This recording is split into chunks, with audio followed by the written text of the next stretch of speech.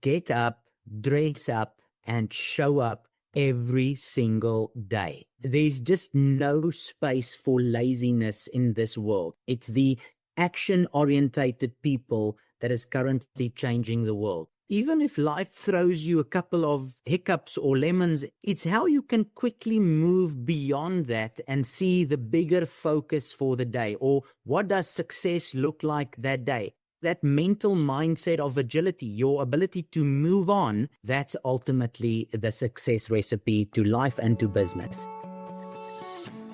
Top leaders, meaningful conversation, actionable advice, bulldoze complacency, ignite inspiration, create impact. Produced by Southwestern Family of Companies. This is the Action Catalyst. Today's guests are Hattingh Basson and Werner Barnard, both senior partners at Southwestern Talent, innovative workforce solutions from South Africa, and one of the most recent additions to the Southwestern family of companies. Hattingh, Werner, great to meet you. Adam, same on my side. It's a pleasure to be here. Nice to see you, Adam. One thing I wanted to start with, how we got to where we are today, and a little bit of that starts in your college years, Hattingh, that you first started in business. Yeah, it was 2004, and I was a part-time working as a bartender in Stellenbosch University, and I was recruited to fly all the way to Nashville and to go knock on about 3,000 to 4,000 doors and get rejected about 40 times a day to make free sales. So it was an exciting time. Luckily enough, I was crazy enough to do it again. So I came back for summer number 2, 3, and 4. I brought a team, small team, but a good team. And eventually the Southern Hemisphere, we were about, I think, 46 students in total that came to sell books for Southwestern in the US. What was for you the information that helped you make that crazy decision to take a leap of faith your first time coming to the US to do that job? I'm a firm believer if anyone else can do it, then it doesn't take a doctor's degree, then I can do it as well. Fair enough. Good internal confidence. Exactly. And with the training we received and all the history that goes along with Southwestern, it made sense that everybody who's working for the company has been with the company. When you look at a company, you look at the staff turnover, and everybody that's been there never left. And that was one of the big things that made it really attractive for me to join Southwestern at the time. Love that. Werner, when you were growing up, what did you think you wanted to do as a young man in college, and how does that compare to what you decided to do?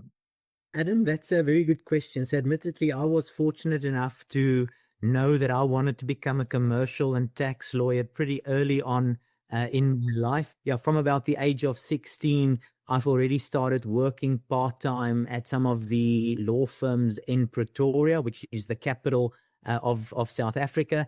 And yeah, really pursued a commercial law degree as an undergrad, and then a post-grad law focusing on company and tax law at the University of South Africa. So how did that lead me to where I am today? Admittedly, I realized early on in my life that I do not want to become a lawyer for the rest of my days, and very quickly jumped into the management consulting, let's call it, profession. And that led me to cross paths with the staffing industry. And it's that staffing industry that I've stayed in for probably 20 years now. And the last 6 or 7 years have been focusing specifically on how South African accounting talent can really change the workforces within the US, and specifically the US accounting firms and or US accounting divisions of large corporate companies. I feel passionate about helping people to get meaningful career opportunities. And especially in a country like South Africa, where I grew up, there is phenomenal talent on the African continent and within South Africa. And to me, it's always a pity to know that there's such an abundance of excellent talent and not a sufficient amount of work for them. So for me, knowing that we are creating opportunities for South Africans in the accounting space really serves a double purpose. It helps them have meaningful careers, and secondly, it helps them gain international experience, which can be phenomenally meaningful for their own individual career journeys in South Africa. Hattingh, what about you? How did you parlay team building and sales and working, I think, in the blasting industry for some time? You've had a mining and drilling and blasting services and financial sector. What made you decide to parlay that into Southwestern Talent? The fact of the matter is, when I met my wife about 16 years ago, I told her, if I ever get an opportunity to work again with Southwestern, doesn't matter where I am in my life, I will take that opportunity. And when this opportunity approached us, we just got down to it. We wrote a proposal to come home back to Southwestern. Culturally, what was it that made you eager to return? To be quite honest, I like the idea very much of everybody working extremely hard to achieve their goals in life. I like the leadership that Southwestern provides. Just all in all, it's just a good fit. You know, if you make a mistake, you can fix it. One of the biggest things about Southwestern is that they don't ever give up. I don't know if that's a good thing or a bad thing, but at least we know nobody's going to give up. That's quite exciting to go through a trial and error phase if we have to, and just make it happen. There's so much opportunity, and what we've seen in the road so far is that there's definitely scope to build something massive here. Yeah, the find a way mentality that permeates our family of companies is real. So in finding a way in this industry, something that's interesting about Southwestern Talent is there are some layers that you have to overcome when you're doing something innovative. But what are some of the obstacles that you found that you need to overcome in U.S. companies to help them understand the value proposition that there's extraordinary talent? How do you open the door and help them not just immediately shut it out because it's different? No, Adam, that's a really good question. So one of the biggest barriers to cross was building a brand, getting into the market, getting in front of the right people, talking to the decision makers. At the end of the day, the common problem of accounting shortage is all over. It's not just within A, B, and C. It's everywhere. There's close to 200,000 open positions in the US. So what I tell the people is that the sale is actually not so difficult. It's easy. It's getting in front of the right people that understands the industry, understands offshoring, that makes it a little bit difficult. So what we have to do, just build a brand, build the relationships. And it all started with just connecting with the right people that Southwestern Family of Companies introduced us with. As Hattingh rightfully mentioned, the firms really quickly get their heads around the fact that offshoring has been in existence for quite some time, even the small and medium-sized firms. I think the proposition we offer is the fact that we help them mitigate the risk of trying to do all of that on their own. And that helps them a lot in order to make that decision. The second thing is South Africa poses significant benefits compared to the traditional offshoring model that's currently facilitated from predominantly India and the Philippines. Is insofar as South Africa, depends on where you are in the US, have got a 6-hour time zone difference. It does allow for sufficient overlap between South Africa and the US counterpart. So immediately there's one less risk to be concerned about, and that is due and proper communication. South Africa's location per se is so much so that some firms are actually thinking of South Africa as a nearshoring destination. And the reason for the nearshoring destination is the time zone, as I mentioned, but equally a significant amount of cultural alignment in terms of the language and how we speak the English language, the common denominator of accounting being a global language. And I think thirdly, also a lot of cultural alignment between South Africans and how things are being done in the US. So I think overall, the jump to working with South Africans, be that time zone, cultural, and or language, is actually not as big a jump for the Americans as it initially were perceived to be many years back. With technology enabling this, especially after COVID, it really allows the American firms to think of Cape Town as another branch of their, let's call it, of their offices. So if they manage to get their heads around having a multi-branch environment within the US, adding a location in Cape Town where Cape Town uses the VPN of the firm, is in daily contact with that firm, works on the same type of systems and technology, that really basically shrinks the risk factor significantly. And what remains is the cost efficiency and benefits proposition that comes from the arbitrage between cost of labor in South Africa on the one side and what similar skills would cost CPA firms and corporate divisions within the US if they were to fish from US talent pools only. Makes sense. Why do you think there's such a gap in the accounting space in the US? I think it boils down to predominantly two things.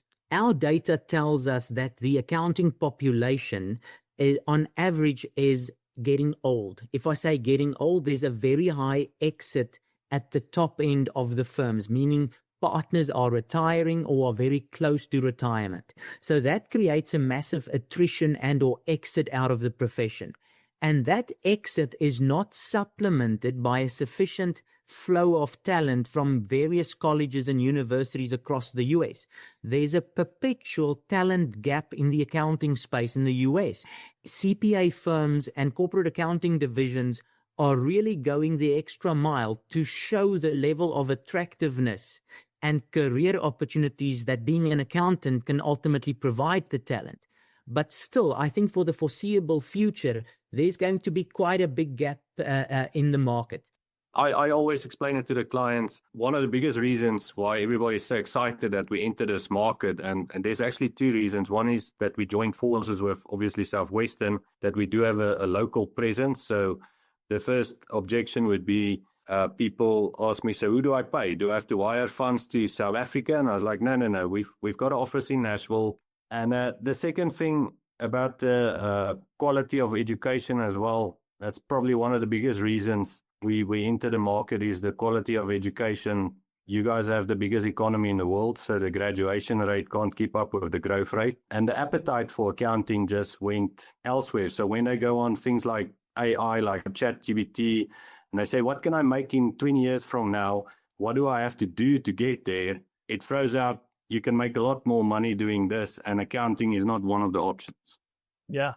So let's get away just from the what you do. And I want to talk a little bit about what it's like to run the business. So many of our listeners come here to the Action Catalyst to understand and relate to what it's like getting something new off the ground.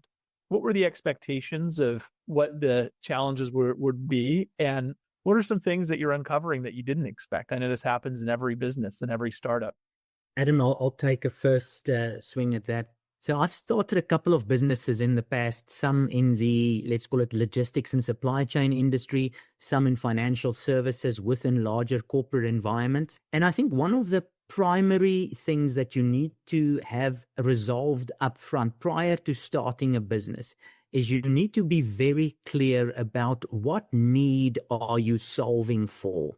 What is the need that you believe that will be, let's call it, in place for long enough that allows you to build a sustainable and agile business over a period of time? So in Southwestern Talent's case, it really is this perpetual talent shortage that will prevail for years to come, because I don't see the talent shortage being resolved in the very near future.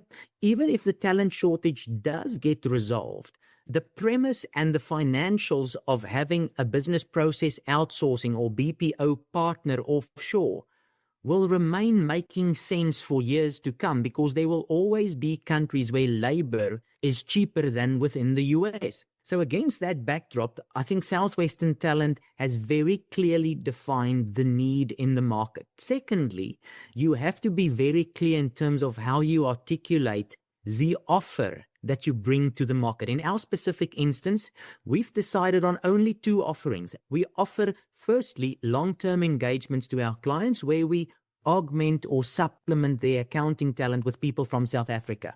Once a client has actually grown and journeyed with us during this, let's call it, augmentation solution, we also help them actually set up what we call a global capacity center in the Cape Town area. So that means we enable them, after they've grown with augmentation solutions, to ultimately create something for themselves. So in that instance, it's almost we being their partner to create a branch or an office of them in Cape Town. Now, we do that in close cooperation with them in a model that's known as build, operate, and transfer.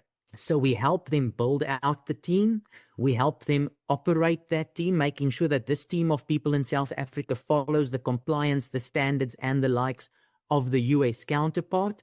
And at some point in the future, we allow for them to own that infrastructure and team that we've created as a partner. And that's the transfer section of that. So once you've identified the need, you really need to have an offering that resolve the needs of the clients. And those two offerings, we believe, is a resolution or a plan of action for our US-based clients to actually engage with us, learn about the South African talent environment, and then pursue a journey into our offering that will really help them work against the talent crunch that they experience within their firms. As with anything new, it's always difficult if you don't have an established brand to attract the right level of talent. I believe companies start up, whether they're new or established, like Southwestern Family of Companies, it's always about the people, attracting the right people, holding on to the right people, and really providing the people with journeys so that they can stay with you. Yeah, so there's two things that always pops up when you speak to a new prospect, and it's like, how long have you been in business and how many clients do you have? That's the main things that people really want to see, is that they can put faith in your brand because you've done it before. People like doing business with successful people, and it all boils back to the basics of doing business with successful people. And that's why we decided that we need to know what we're going to sell and to whom we're going to sell it to. And as soon as we defined that, it made it a lot easier to enter the market, because you're not all over the show knocking on every single door. You're just knocking on the right doors. Yeah. When you're working with companies, what are the challenge points you see inside of accounting teams? Adam, I have to be honest with you. I think finding the right skills-related fit is very, very important. And why I say that is accounting has branched out over the years in so many specialist disciplines, just like the law profession, the medical profession, and the likes. And what we definitely encounter is that more and more firms are battling to find the ideal skills match. And that becomes more and more difficult as a talent pool shrinks. So if the US, if a firm is only looking for the exact skill and or talent fit for that specific group of people or organization, and they don't cast the talent net wide enough, they sometimes end up basically settling for somebody that they think can do the job or that they hope can do the job. And that's when there's complexity in the organization, when that person does not have the necessary experience and the necessary of skills. And that then creates turbulence within the team, ultimately leading to some, let's call it, increased attrition. And that then basically puts the entire firm on their back foot in terms of, we don't have the right number of people, we can't take on new clients, or if we take on new clients, it creates phenomenal amount of work pressure within the organization. Their ability to accurately plan the skills that are required, let's call it the capacity that they need in order to service all of their clients according to their own service standards, that in itself is becoming quite a skilled discipline in its own. So the result is an organization such as Southwestern Talent that can provide talent from a very large South African pool of accounting talent can actually significantly supplement their ability to look for talent globally instead of only locally within a state or within the US. What are you learning from your placements and from this pairing of South African talent with US companies? What are you learning about the profile of the South African that really thrives in that environment? So one of the things that I think Southwestern Talent does phenomenally well is trying to understand the culture of our clients, so that when we look at talent within our talent pool, that we really identify the best possible cultural fit between the South African and the firm that they will be working with. So cultural fit is one of the most important things that we need to understand from our clients, so that we can find the corresponding cultural alignment in the candidate that we want to place at that specific firm. Only way I can pivot from that is from testimonials. Everybody that we've placed are still with that company. some of that CPA firms are currently helping us with testimonials and introductions to new CPA firms, because at the end of the day, competition is healthy and they all need everybody else to succeed to stay in the market. So from that backdrop, like Werner always says, just coming back to the talent side, what it does in the shortage space as well is it helps the current team not feel burnt out. It helps them to meet deadlines. And overall, it just lifts the spirits to know that the workload can get done collectively from South Africa and the US.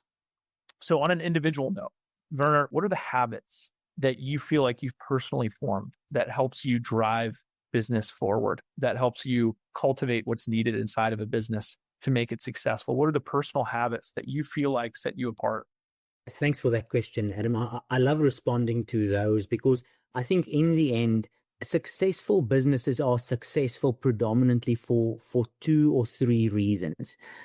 Firstly, I believe in the value of connection and relationships. And I mean, in Southwestern Talent or selling people to other people-related firms, you have to have a very deep level of trust. So point number 1, invest your time in building successful and deep relationships. Secondly, I think it's of phenomenal importance to have an organization running like a well-oiled engine. So have your processes well mapped and understood. Have your back office in alignment to how you want to represent your organization in the front office. So I'm a huge proponent of making sure that your back office is in full support of your front office.